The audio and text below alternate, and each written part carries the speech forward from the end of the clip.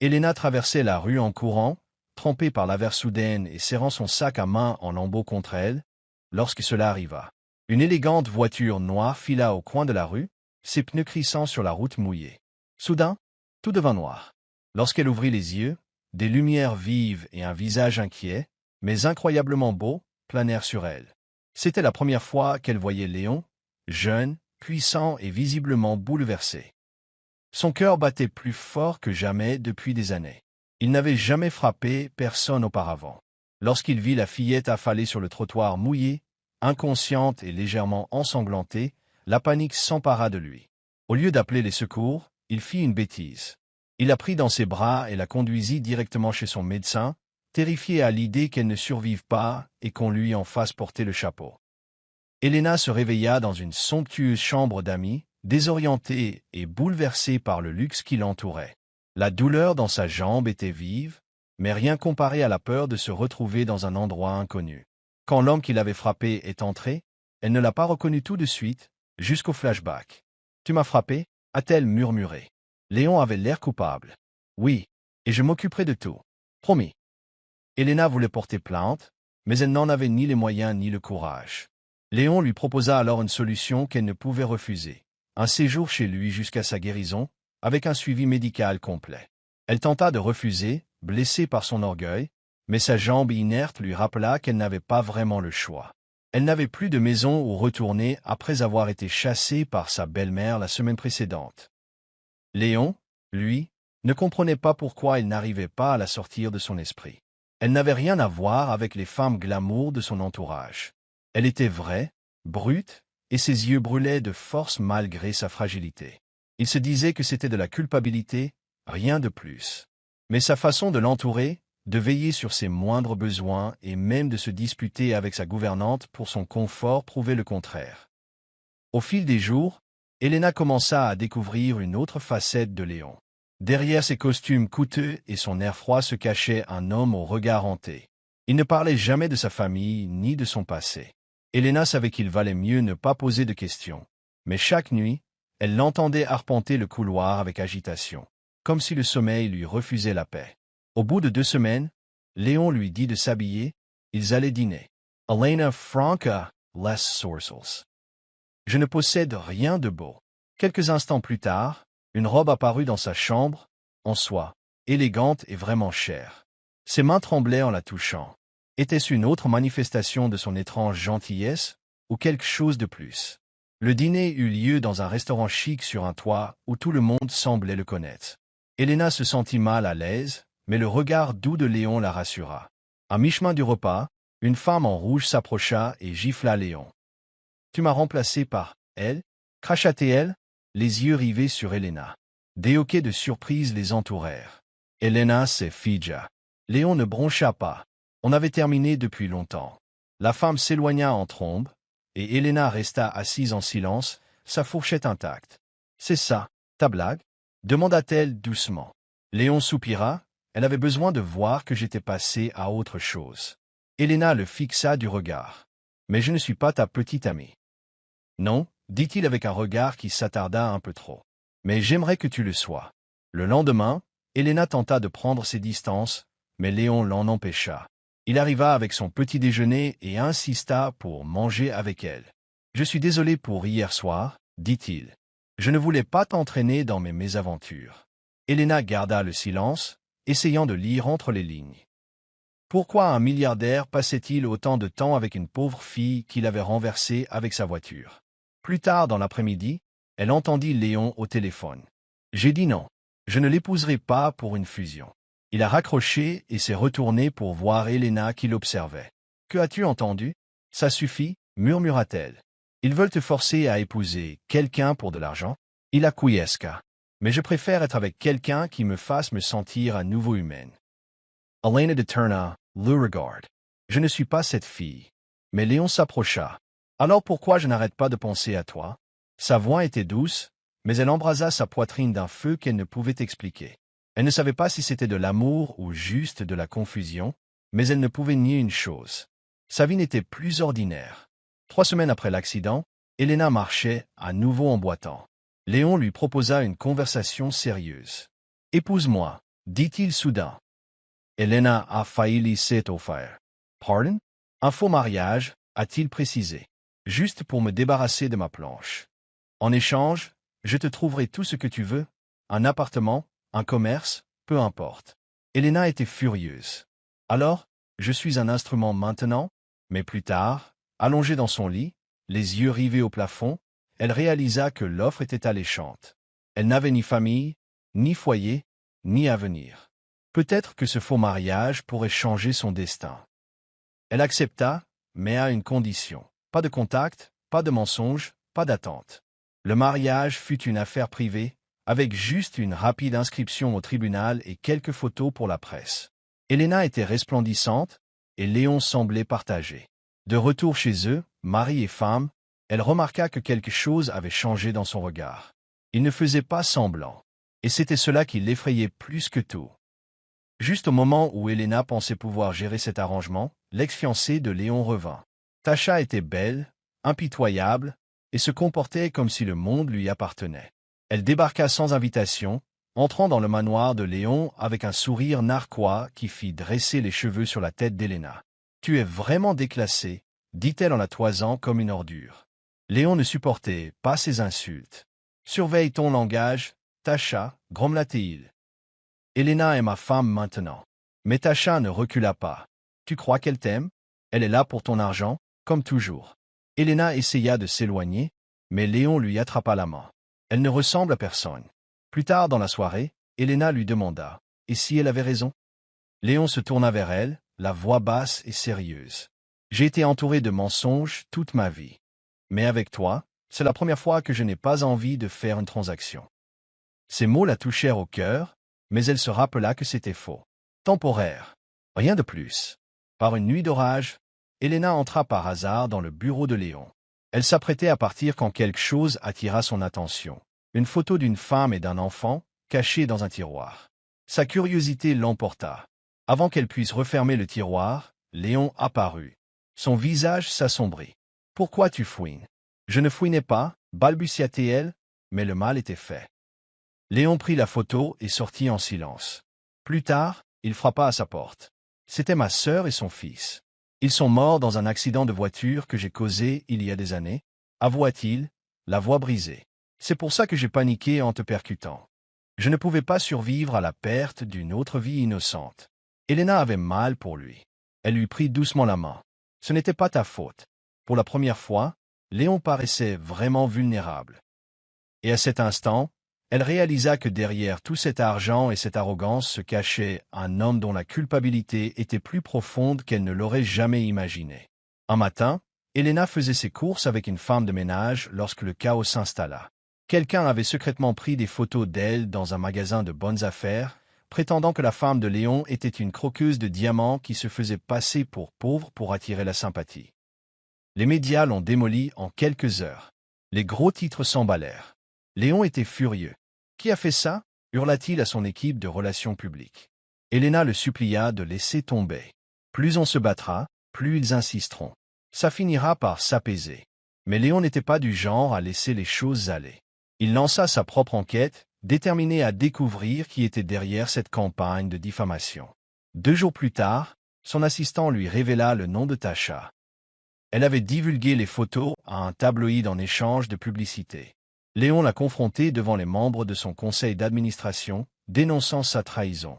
Elle a été bannie de sa vie, mais les dommages ont persisté. Elena réalisa qu'elle ne jouait plus à faire semblant. Elle était en guerre avec son passé.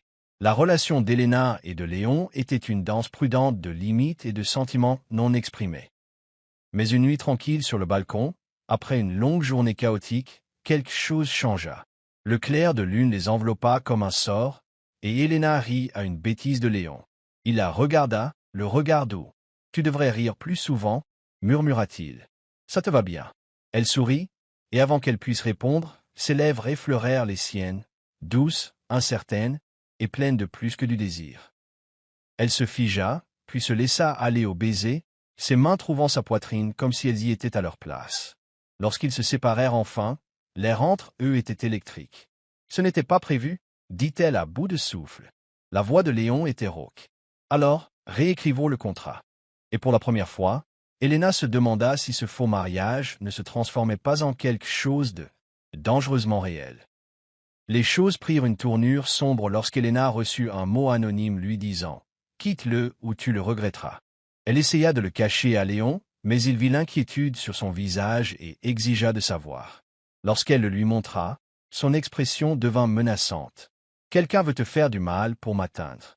Il avait renforcé la sécurité autour d'elle, refusant de la laisser aller seule. Elena détestait se sentir piégée, mais elle comprenait sa peur. Ils savaient tous deux qu'il ne s'agissait plus seulement d'amour, mais d'une affaire personnelle. Les ennemis de Léon étaient impitoyables et ils voyaient Elena comme sa faiblesse. Un soir, les freins de la voiture d'Elena lâchèrent. Si Léon ne l'avait pas rappelé à la dernière minute, elle aurait fait une chute vertigineuse. Le mécanicien a confirmé que le système avait été trafiqué. Cette nuit-là, Léon n'a pas fermé l'œil. Il la serrait fort contre lui, murmurant « Je ne laisserai personne te prendre à moi ». Leur contrat de mariage de 3 mois touchait à sa fin. Elena, le cœur lourd, fit ses bagages. Léon l'observait en silence, ne sachant comment l'arrêter. « Nous avions un marché », lui rappela-t-elle en retenant ses larmes. « Et j'ai tenu ma promesse. » Il serra les dents. « Et si je ne voulais pas que ça s'arrête ?» Elle se tourna vers lui. « Tu me veux, ou tu détestes juste perdre ?» Le silence qui suivit en dit long. Elena sortit du manoir avec sa valise, incertaine de savoir si elle fuyait un mensonge ou la seule vérité qu'elle ait jamais connue. Léon ne la poursuivit pas, mais il ne dormit pas non plus pendant des jours. Seule dans sa minuscule chambre de location, Elena réalisa elle aussi quelque chose. Son cœur avait cessé de faire semblant depuis longtemps. Elle était tombée amoureuse de l'homme qui avait failli ruiner sa vie. Maintenant, la question était, l'aimait-il en retour? Léon essayait de se concentrer sur son travail, mais tout lui rappelait Elena. Son rire dans les couloirs, son refus obstiné de son aide, la façon dont elle le regardait comme s'il était plus qu'un milliardaire. Le manoir semblait vide sans elle. Même le personnel remarqua le changement. Il mangeait à peine, parlait rarement et quittait rarement sa chambre. Pendant ce temps, Elena commençait à travailler comme serveuse dans un petit café. La vie lui semblait à nouveau difficile. Longues heures de travail, clients désagréables et pieds endoloris. Mais chaque fois qu'elle regardait la bague qu'elle portait encore au doigt, elle ressentait un pincement au cœur. Elle n'avait pas la force de l'enlever. Malgré tout, il lui manquait. Un soir, Léon débarqua au café. Il ne dit rien, entra, la vit et resta immobile. Elena se figea derrière le comptoir. Leurs regards se croisèrent, et le temps s'arrêta. « Je pensais pouvoir te laisser partir. » dit-il doucement, mais j'avais tort. Et, d'un seul coup, ses murs soigneusement construits se mirent à trembler. Léon l'attendait dehors après son service. Elle essaya de passer devant lui, mais il lui prit doucement la main. « Je n'ai jamais su ce qu'était l'amour avant de te voir partir, » dit-il. Elena le regarda, partagée entre amour et respect d'elle-même. « Alors pourquoi ne t'es-tu pas battue pour moi ?» murmura-t-elle. « Parce que j'avais peur, » admit-il. « Peur de ne pas te mériter. » Sa vulnérabilité la choqua. Ce n'était pas l'homme qu'elle avait rencontré dans une voiture lancée à toute vitesse. C'était quelqu'un de réel, à vif et blessé. Elle ne dit pas un mot, se pencha simplement en avant et le serra fort dans ses bras. Ils étaient assis sur un banc ce soir-là, discutant pendant des heures. De tout. Sans contrat. Aucune condition. Just the sentiments. Et quand le soleil se leva, Elena posa sa tête sur son épaule, acceptant silencieusement de réessayer, non pas pour le travail, ni pour les apparences, mais par amour. Léon a insisté pour emménager quelque temps dans une petite maison en dehors de la ville. « Je veux prendre un nouveau départ », a-t-il dit. Elena hésitait, mais la maison confortable avec jardin l'a convaincue. Ce n'était pas glamour, mais c'était paisible.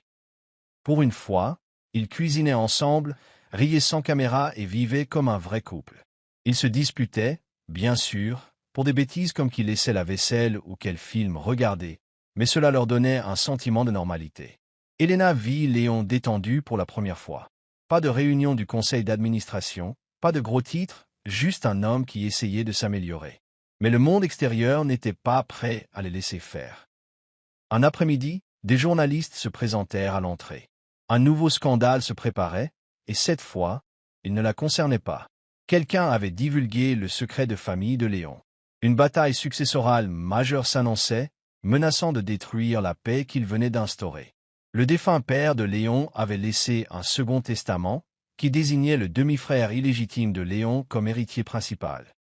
Le conseil d'administration exigea de Léon qu'il conteste le document, mais il refusa. « C'est mon frère. Je ne me bats pas pour de l'argent, » dit-il. Helena soutenait sa décision, mais cela les mettait en danger. Un cambriolage a eu lieu à la maison. Rien n'a été volé, mais le message était clair. Quelqu'un voulait se débarrasser de Léon. Helena était terrifiée. « Il faut partir, supplia-t-elle. Mais Léon resta ferme. « Si je me présente maintenant, ils gagneront.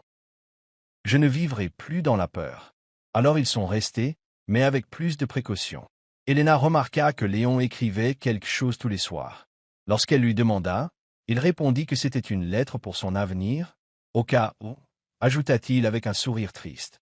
Helena savait qu'il se préparait à la guerre, même s'il ne le disait pas à voix haute. Un soir, une femme arriva à leur porte, trempée, frigorifiée et enceinte.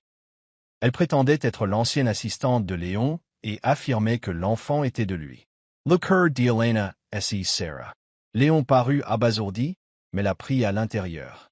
Au cours du dîner, la femme raconta son histoire. « Nous étions ensemble autrefois. Je ne te l'ai pas raconté pour ne pas te piéger. » Léon resta silencieux un long moment. « Je ne me souviens pas d'avoir jamais été avec toi dans cet état, » dit-il lentement. Un test ADN était le seul moyen de clarifier la vérité. En attendant les résultats, la tension montait dans la maison. Helena n'arrivait pas à dormir. L'idée que Léon puisse avoir un enfant avec quelqu'un d'autre la bouleversait. Lorsque les résultats tombèrent enfin, la vérité les choqua tous. Le bébé n'était pas de Léon. La femme s'effondra, avouant avoir été payée pour falsifier l'histoire et provoquer une rupture. Léon serra Helena contre lui cette nuit-là. « Je suis désolé que tu aies dû traverser ça, » murmura-t-il. « Je ne laisserai personne nous briser à nouveau. » Alors que la paix commençait à revenir, le passé d'Helena est revenu à la charge. Son ex-petit ami, Damien, s'est présenté à son travail, affirmant qu'il voulait la récupérer. « Tu n'as jamais été faite pour un monde comme le sien, » a-t-il dit. « Tu appartiens à quelqu'un qui comprend les difficultés. » Helena était furieuse.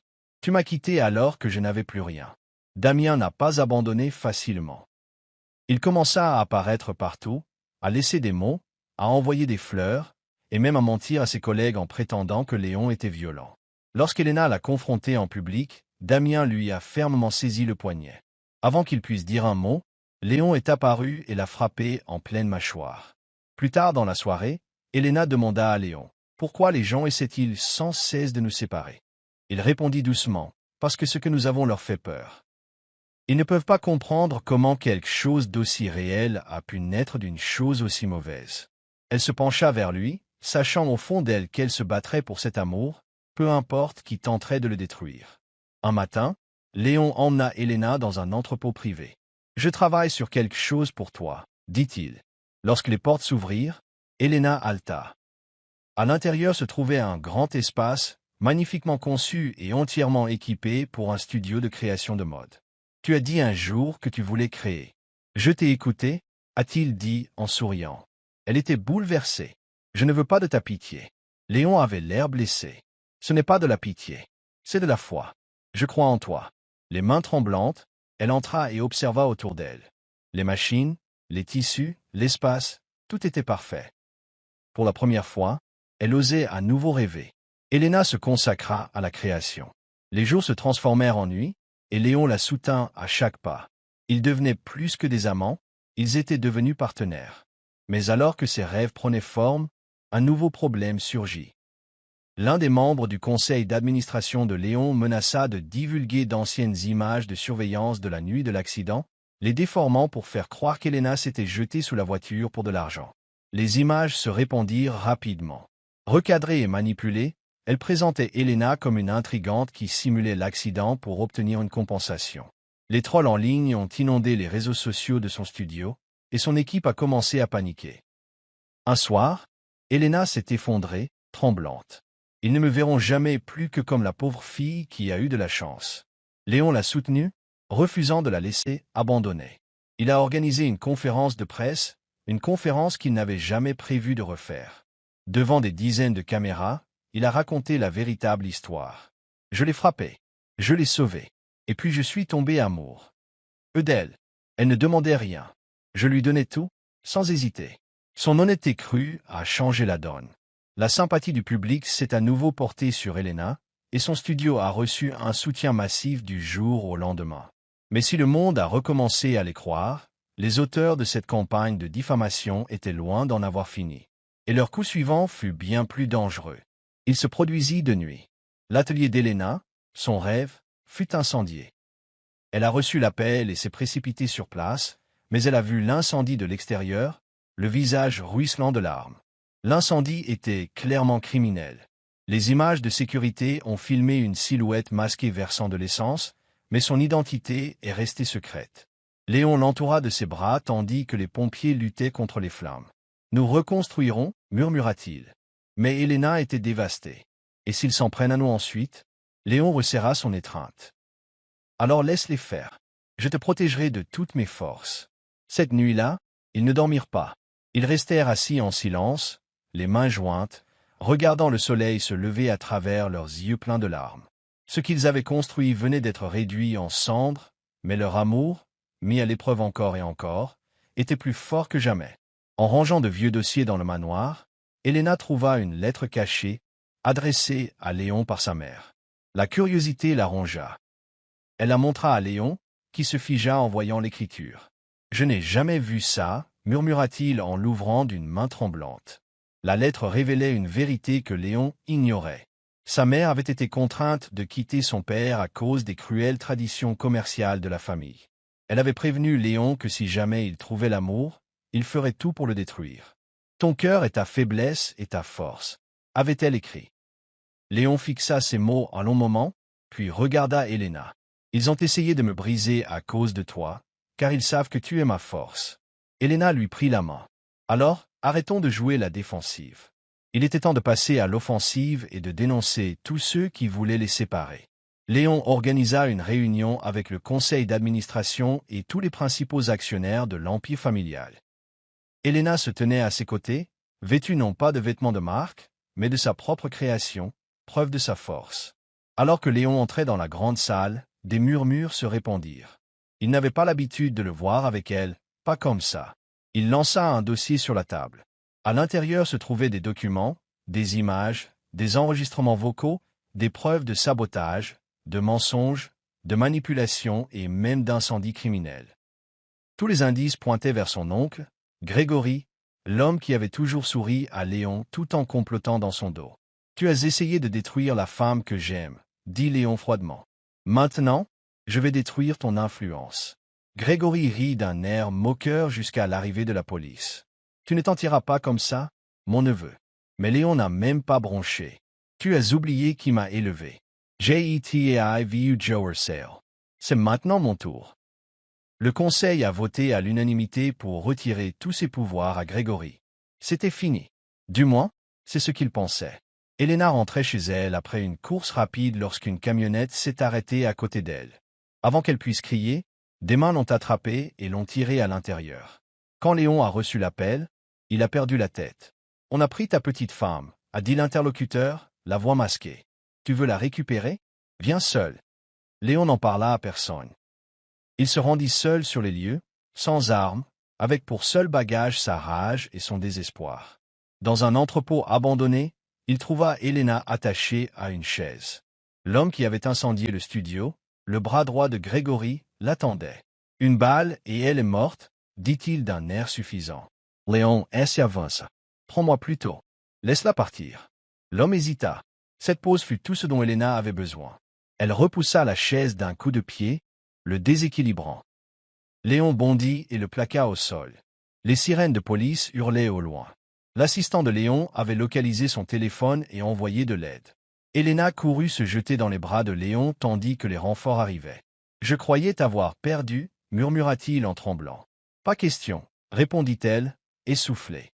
Après le traumatisme, Léon et Elena quittèrent la ville un moment.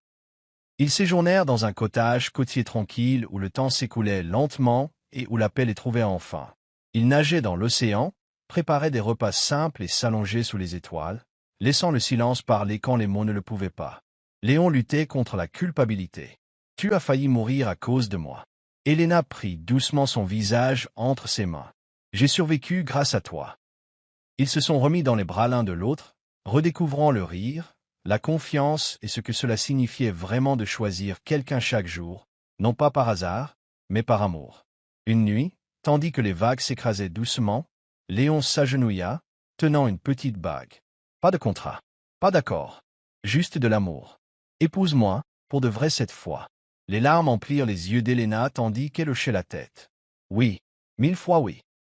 Ils s'embrassèrent sous les étoiles, leurs cicatrices se transformant en force. Cette fois, pas de paparazzi, pas de partenaires commerciaux, juste des amis proches, un jardin au bord de l'océan et des vœux sincères. Helena marcha jusqu'à l'hôtel dans une robe qu'elle avait elle-même créée. Léon l'attendait, les yeux embués, le cœur rempli. « Tu as changé ma vie par accident », avait-il dit lors de ses vœux, « mais je t'aimerai par choix pour toujours. » La voix d'Helena tremblait lorsqu'elle répondit. « Je pensais que me faire renverser par ta voiture avait été le pire jour de ma vie. Mais ce fut le début de quelque chose de magnifique. » Ils s'embrassèrent au son des vagues déferlantes et des battements de mains. Leur première danse, sous les guirlandes lumineuses, fut un moment inoubliable. Pas besoin de musique, juste le rythme de deux âmes en harmonie. Après tout ce qu'ils avaient enduré, ce n'était pas seulement une fin heureuse. C'était un nouveau départ. Léon emmena Helena dans un paradis caché pour leur lune de miel, mais il avait prévu bien plus que des plages et des couchers de soleil. Un matin, il lui tendit une enveloppe scellée. « Ouvre-la », dit-il avec un sourire. À l'intérieur se trouvait un contrat, mais pas un contrat commercial. C'était pour la pleine propriété du studio qu'il avait reconstruit pour elle. À son nom. « C'est à toi », dit-il.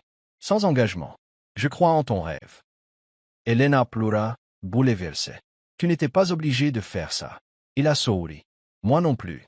J'en avais envie. » Sa gratitude ne se résumait pas à des mots, elle transparaissait dans la façon dont elle l'embrassa ce soir-là, pleine de passion et de promesses. Mais de retour à la maison, quelque chose s'animait. Un journaliste qui avait suivi leur histoire depuis le début avait découvert quelque chose d'inattendu. L'accident d'Helena n'était pas entièrement accidentel. Quelqu'un avait trafiqué les freins de Léon ce jour-là. Le coup était peut-être prémédité. Lorsque Léon reçut les conclusions du journaliste, son sang se glaça. Le jour où il avait frappé Helena, ses freins étaient déjà endommagés. Cela signifiait que quelqu'un avait tenté de le tuer. Helena n'était pas la cible, elle était une victime collatérale. Et pire encore, cela signifiait que leur histoire d'amour était née du plan mortel de quelqu'un d'autre. Il n'en parla pas tout de suite à Helena. Il avait d'abord besoin de réponses. En creusant plus profondément, il découvrit que le sabotage remontait à quelqu'un de l'entourage de son père, un ancien associé qui avait été radié de l'entreprise des années auparavant. Un homme qui avait juré de se venger et avait disparu. Quand Léon l'a finalement annoncé à Helena, elle était stupéfaite. Alors, si je n'avais pas été là ce jour-là, il a hoché la tête solennellement. Je serais mort. Soudain, tout avait du sens. Les menaces. Les campagnes de diffamation. L'incendie. Ce n'était pas que de la haine, c'était un long combat. Et ce n'est qu'à cet instant qu'ils apercevaient le tableau. Léon et Helena rentrèrent chez eux, prêts à affronter la menace. Le nom derrière tout cela, Vincent Gray, l'ancien associé du père de Léon, ruiné après un scandale étouffé par son père. Vincent avait tout perdu et en accusait la famille de Léon. Plus il creusait, plus la vérité devenait sombre. Vincent les observait depuis des années, préparant la vengeance parfaite. Je voulais qu'il meure dans un scandale si grand qu'il ruinerait l'héritage que Vincent avait écrit un jour dans un vieux journal retrouvé. Mais cette fille a tout gâché. Elle l'a rendu plus fort. Léon et Helena étaient surveillés. Leur maison n'était plus sûre. Ils ont emménagé dans un appartement sécurisé sous un autre nom, tandis que Léon coordonnait ses actions avec un détective privé et les forces de l'ordre. Vincent avait de nouveau disparu, mais cette fois, Léon n'allait pas l'attendre. Cela s'était produit lors du premier défilé d'Helena. Tout était parfait, ses créations illuminaient le podium, la foule l'acclamait, et elle se tenait en coulisses, fière et bouleversée. Mais dans l'ombre de la salle, Vincent s'est glissé, déguisé en vendeur, cachant un petit explosif dans l'une des lumières au-dessus de la scène. L'enquêteur de Léon l'a repéré juste à temps. Le chaos a éclaté. Léon s'est précipité sur scène, a attrapé Helena et a crié à tout le monde d'évacuer. Une petite explosion a touché le système d'éclairage, le faisant s'écraser à quelques centimètres d'eux. Vincent a tenté de fuir, mais a été plaqué au sol et arrêté. Alors qu'on l'emmenait, il hurla. « Ton père a détruit ma vie. » Léon le fixa du regard. « Et tu as essayé de détruire la mienne. » Helena, bouleversée mais indemne, serrait fort Léon contre elle. Le défilé était ruiné, mais leur amour, une fois de plus, avait survécu à la guerre. Un an plus tard, Helena se tenait dans son tout nouveau siège de mode, tenant sa petite fille dans ses bras. Elle n'était plus la pauvre fille qui dormait autrefois dans un lit d'hôpital, sans espoir. Elle était PDG, designer, épouse et désormais mère. Léon entra, un café à la main et souriant, comme si elle était toujours celle qui avait changé son monde. « Tu as l'air puissante, la taquina-t-il. »« C'est parce que je le suis, fit-elle avec un clin d'œil. Ils s'embrassèrent tandis que leur fille roucoulait entre eux. « Tu sais, » murmura Helena, « si tu ne m'avais pas mise à terre ce jour-là. Lion Rit. Je serais toujours une milliardaire sans cœur. Et tu continuerais à fuir tout ce que tu méritais. » Ils regardaient ensemble par la fenêtre du bureau, le soleil se couchant d'un rose doré. Son destin avait changé à jamais, non pas par chance, mais parce que l'amour avait transformé la tragédie en conte de fées.